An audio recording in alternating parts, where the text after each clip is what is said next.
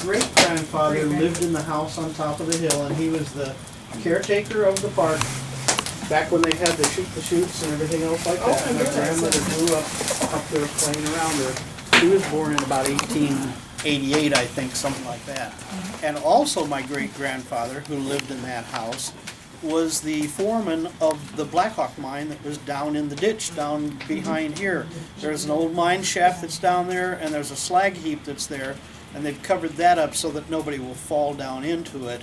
But that mine was in action. He was the foreman of the mine in 1893, 94, 95, 96 in the city directory at that time, and they lived in the big house that was the caretaker's house up there. So our roots go back quite far on this And side. what was his name? And his name was Clinton Ague. And my grandmother's name was Martha Ague, and she was born in 1884, 5, 6, 7, 8, something like that, right around there. And she talked about the streetcars coming up and all the people coming up and on the shoot the shoots and things like that. And then they lived down off of 31st Avenue and 5th Street after he left the employ of the state of Illinois, or actually I think it was Bailey that owned the amusement park. I'm not sure if it was Bailey or not, but I think so.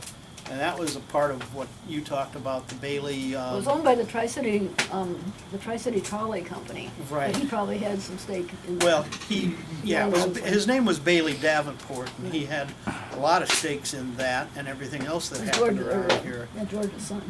But she grew up in Blackhawk Park back in the 1880s, and then she grew up in Rock Island, and her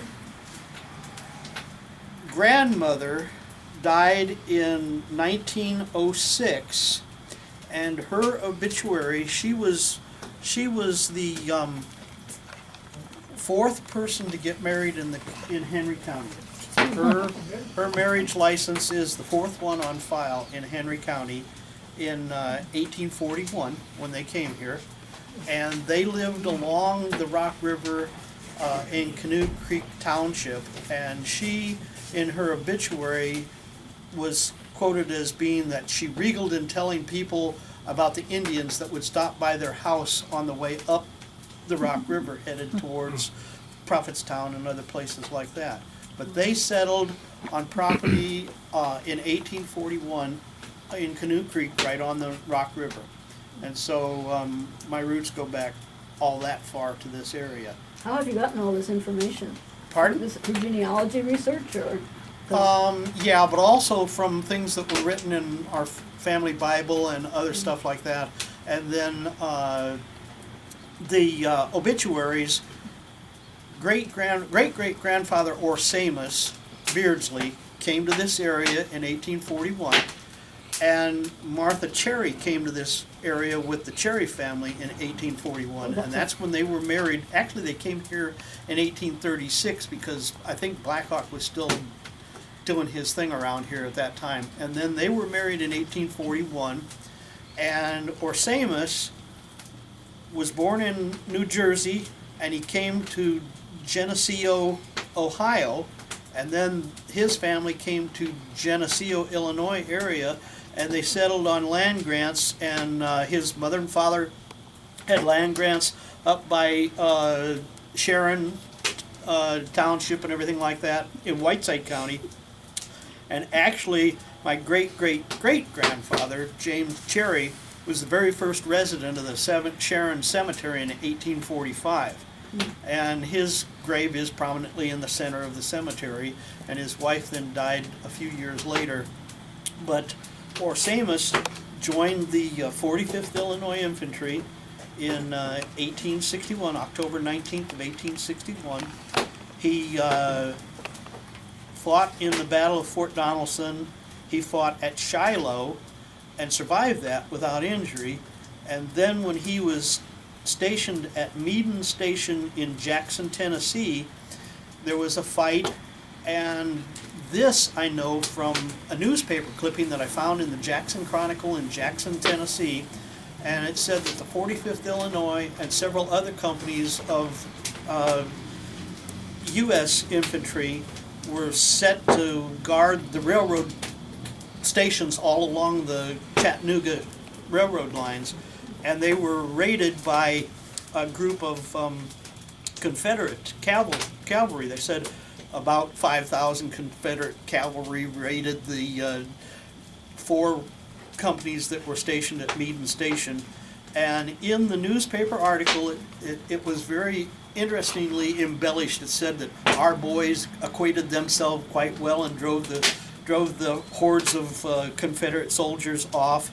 And those injured were several people, a guy by the name of Sargent, who was a lieutenant in the 45th Illinois Company I, and he sustained a mortal wound.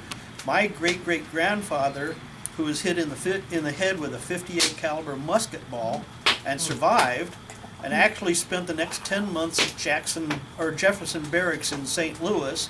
And I have an actual handwritten copy of a letter by him to his wife while he was at Jefferson's Barracks in 1863.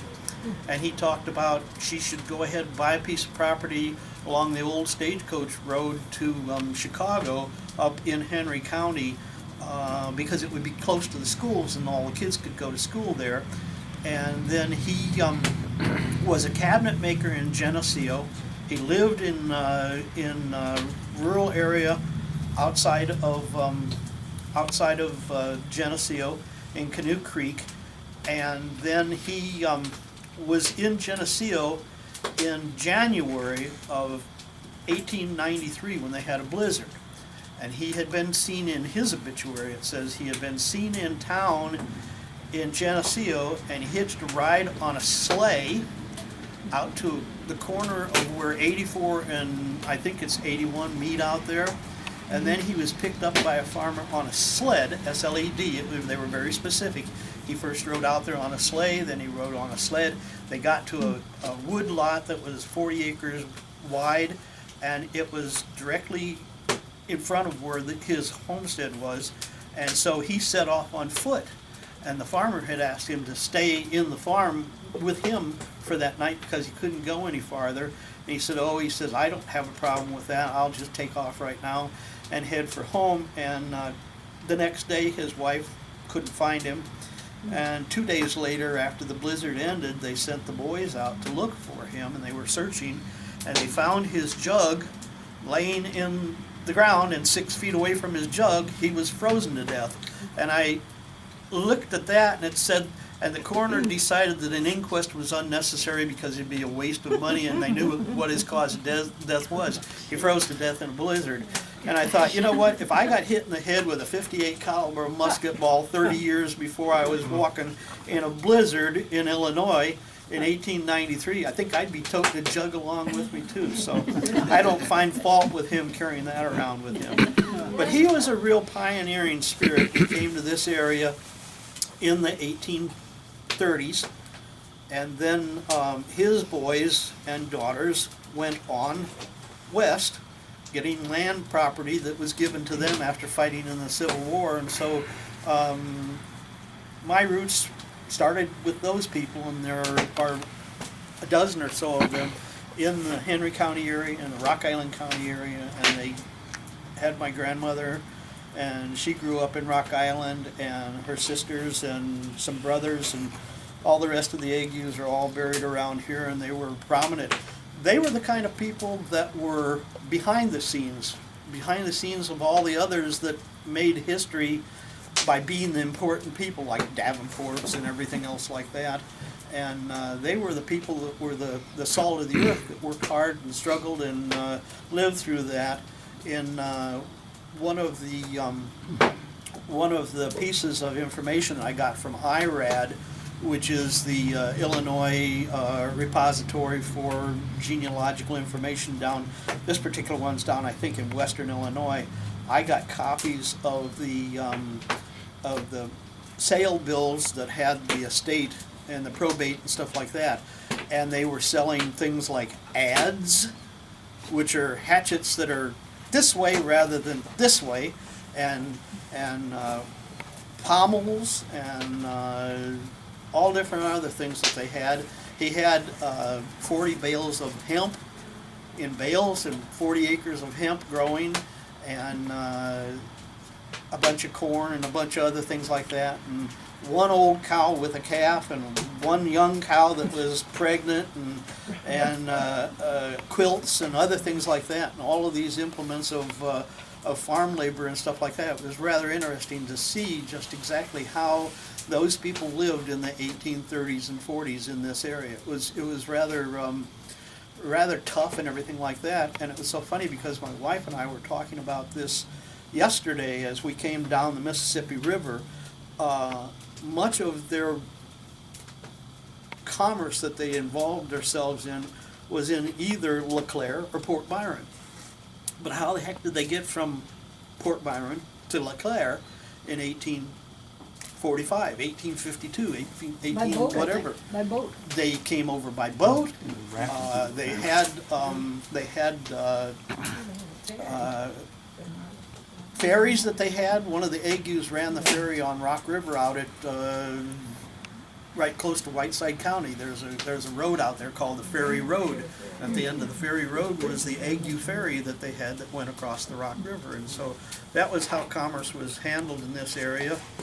And it was quite interesting to see those things and figure it out. But When was the ferry between Rock Island and Davenport?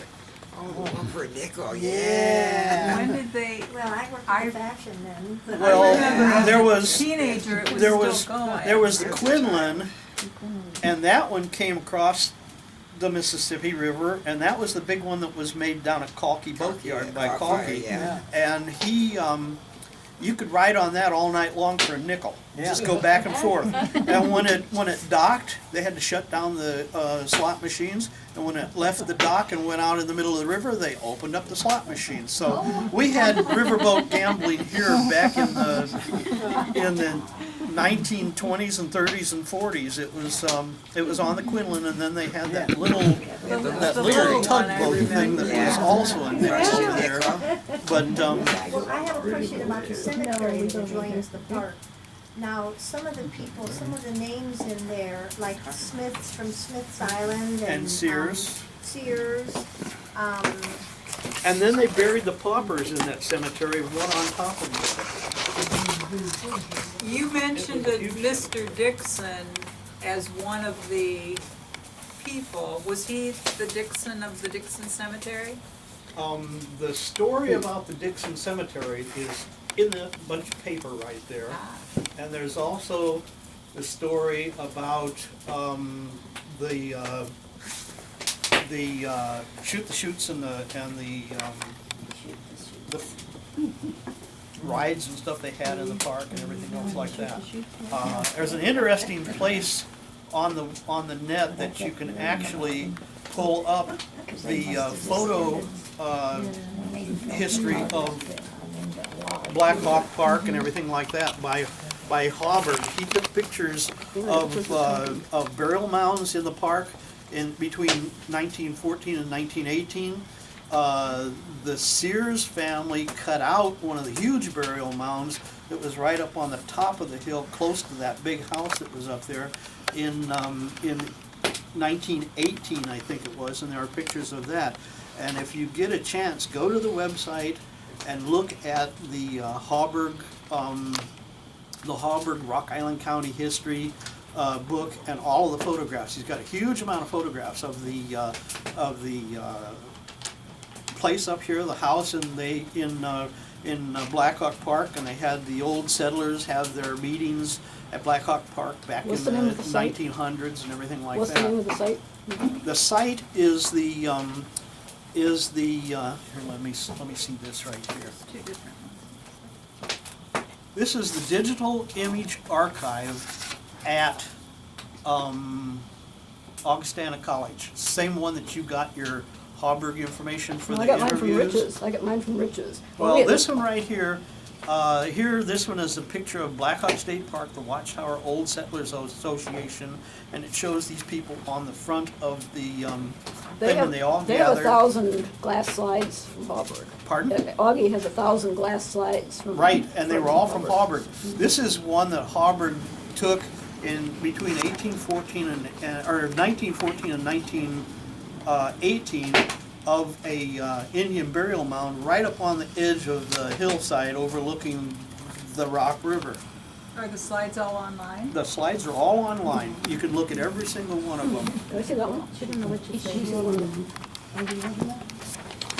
There's that one, and this is the old settlers group at the amusement You know, park. I think I know where that is. You say they took it down? Somebody dug it up? Look at this one right here. This is them digging the thing out.